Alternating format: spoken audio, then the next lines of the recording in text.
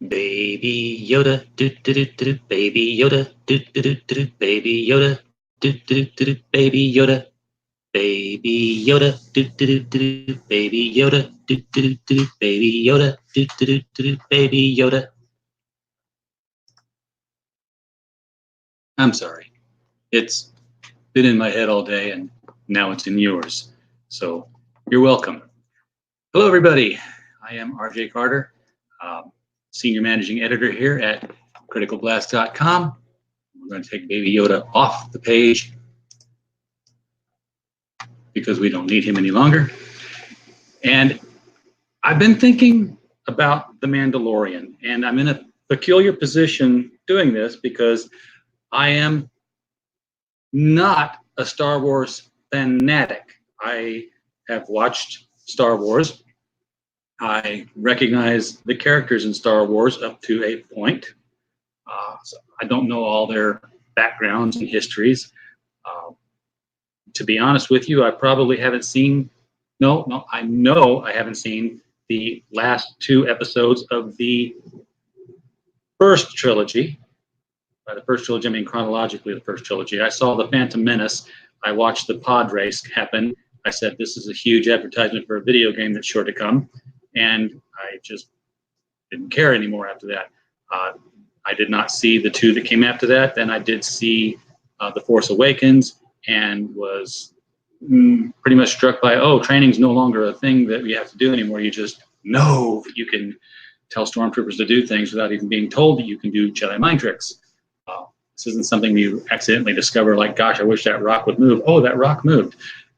This was, absolutely trying to do something and it happening. But never mind that. That's not what I'm here for. I'm here about The Mandalorian.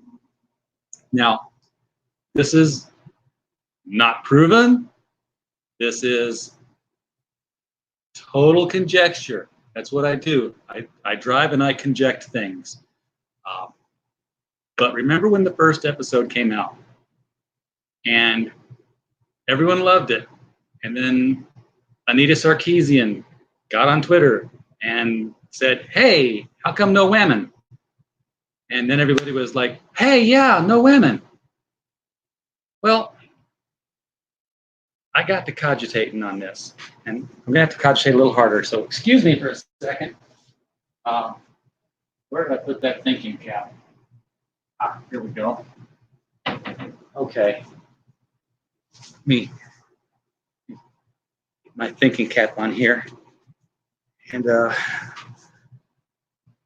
consider what happened. Episode 1, Anita Sarkeesian, no women. Episode 4, woman shows up. Episode directed by woman. Woman kicks the Mandalorian's butt all over the place despite his supposedly invulnerable armor.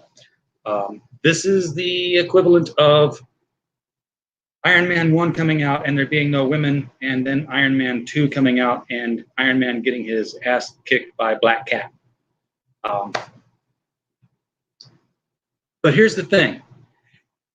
If you don't examine it critically, it appears that episode 1 came out. So look, if I do this, episode 1, yeah, you're going, okay, audience looks this direction. Episode 1 comes out, complaint happens, things change. But they don't change that quickly. Consider when you're watching episode 1, episode 4 has already been shot and is in the can. So what if Anita Sarkeesian knew this? If somebody came to her and said, hey, we need to drum up some outrage support for where we're taking The Mandalorian. Now, Ethan Van Sciver's already said, hey, you guys, the SJW influence is it's in the mix now on The Mandalorian. It was always going to be there. My theory, and again, this is just conjecturing, is that Anita Sarkeesian was approached for being the figure that Anita Sarkeesian is and said, hey, you're just the person who can reach out to your audience and stir this up and say, hey, no women in Star Wars, and we're going to just like act like we're just totally listening and turn it right around and have women ready to go when we've already shot the episode. So it's going to give the appearance to the viewing public that, wow, we complained about no women and women showed up. Star Wars listens to us. We have the power, and grow that movement. Now, I have no proof that this happened, but stranger things have happened. So why not? Why couldn't it happen? And maybe I need to start watching The Mandalorian a little bit more, as in any at all, just to get an idea of whether or not this has any validity to it. Might need to get a few more episodes in. I know that they just didn't film episode 1, throw it out there, and while you're watching it, they start filming episode 2. They had this stuff done in advance. So, when episode 1's airing, episode 4, at the very least, is done in the can, and they know what's going to be in it. So there was no we listened and changed direction. It was already a plotted course. We'll see. We'll see. I would be interested in hearing your takes on it, your theories.